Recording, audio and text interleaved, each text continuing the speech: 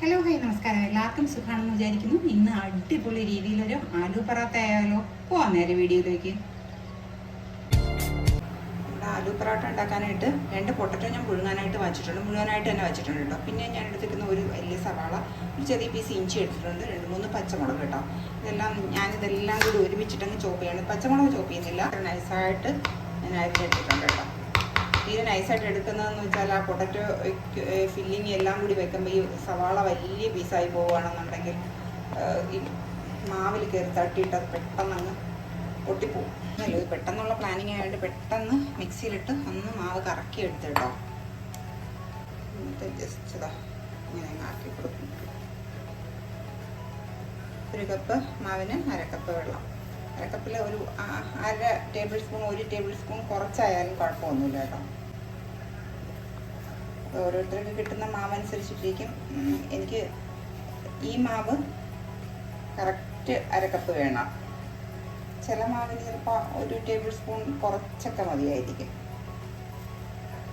Just ഒന്ന് ആക്കി കൊടുത്താൽ മതി. ഇനി മറ്റേതിട്ട് കുഴയ്ക്കും പോലെ ഒന്നും കുഴക്കുകയൊന്നും വേണ്ട. എല്ലാം കൂടി ഒന്ന് മിക്സ് ചെയ്തിട്ട് നമ്മളിങ്ങനെ പ്രസ് ചെയ്യുമ്പോൾ അങ്ങ് പ്രസ്സായി പോകണം. നല്ല സോഫ്റ്റ് ആയിട്ടിരിക്കണം. ഇത് ഞങ്ങൾ അടച്ചു വെച്ചേക്കാം. നമ്മുടെ ഫില്ലിംഗ് ഒക്കെ റെഡി ആവുന്നത് വരെ 10 മിനിറ്റ് അത് അവിടെ ഇങ്ങനെ ഇരിക്കട്ടെ കേട്ടോ. നമ്മുടെ പൊട്ടറ്റോ ഞാൻ പുഴുങ്ങിയെടുത്ത് കൊണ്ടുവന്നിട്ടുണ്ട്. തൊലി കളയാതെയാണ് ഞാൻ പുഴുങ്ങിയിട്ടുള്ളത് കേട്ടോ. അപ്പോൾ നല്ല ചൂടുണ്ട് കേട്ടോ. ഞാൻ പറഞ്ഞല്ലോ പെട്ടെന്ന് പടപടേന്ന് ചെയ്യുന്ന കാര്യമായതുകൊണ്ടാണ്.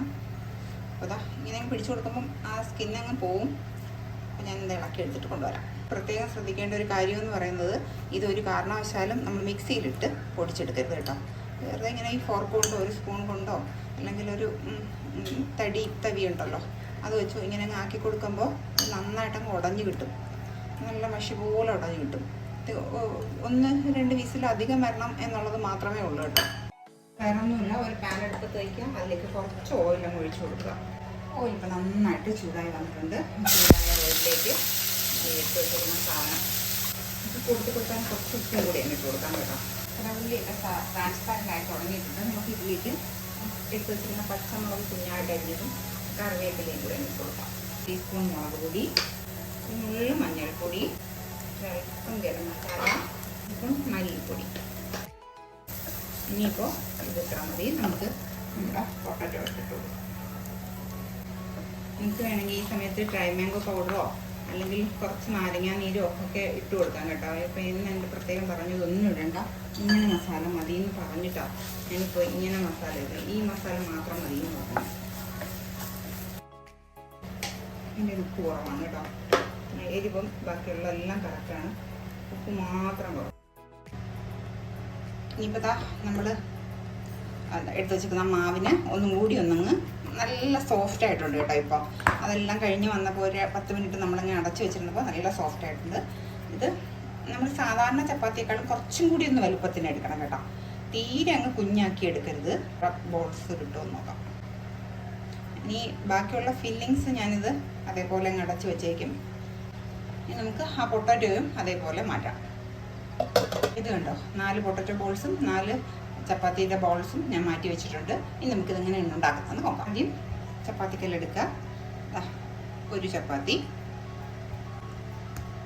അതിനെ നമുക്ക് കുറച്ചൊന്ന് മാവൊന്ന് ഇതാക്കിയിട്ട്, അല്ലെങ്കിൽ നമുക്ക് ഒട്ടിപ്പിടിക്കും കേട്ടോ. ഓയിലൊന്നും ഒട്ടും ഒഴിക്കാതെയാണ് ചപ്പാത്തി ഉണ്ടാക്കിയ മാവ് കുഴച്ചേക്കുന്നത്. ഇവിടെ ഈ ഒരു ബോളിനെടുത്ത് ഇതിൻ്റെ സെൻറ്ററിൽ വയ്ക്കാം. ഇങ്ങനെ ഒന്ന് കവർ ചെയ്ത്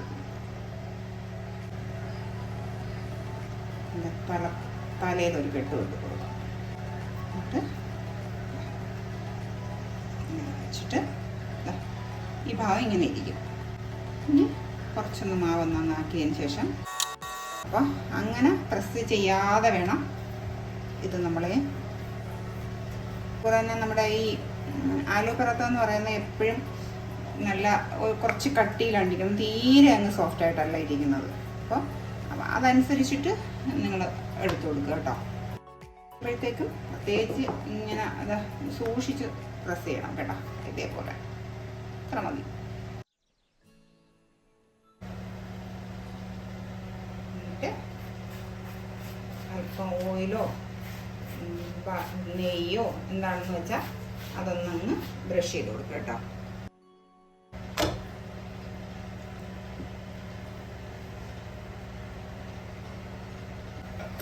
2 വശം ഒന്ന് ചൂടായി വരുമ്പോൾ പിന്നെ തിരിച്ചങ്ങിട്ട് കൊടുക്കാം. നമുക്ക് ഈ ആലു പൊറോട്ട ഒന്ന് ഓപ്പൺ ചെയ്ത് നോക്കാം. നല്ല സോഫ്റ്റ് ആയിട്ടാണ് ഇരിക്കുന്നത്. ലെയർ ഇങ്ങനെ വിട്ട് വരും കണ്ടോ. കഴിക്കാനായിട്ട് അടിപൊളി ടേസ്റ്റാണ്. കറിയൊന്നും പ്രത്യേകിച്ച് വേണ്ട കേട്ടോ. വീട്ടിലുണ്ടാക്കിയതുകൊണ്ട് പറയുന്നതല്ല, അടിപൊളി ടേസ്റ്റ് കേട്ടോ. നിങ്ങൾ ഒരു പ്രാവശ്യമെങ്കിലും ഈ രീതിയിലൊന്ന് ഉണ്ടാക്കി നോക്കൂ. അടിപൊളി ടേസ്റ്റാണ്. കറി ഒന്നും വേണ്ട.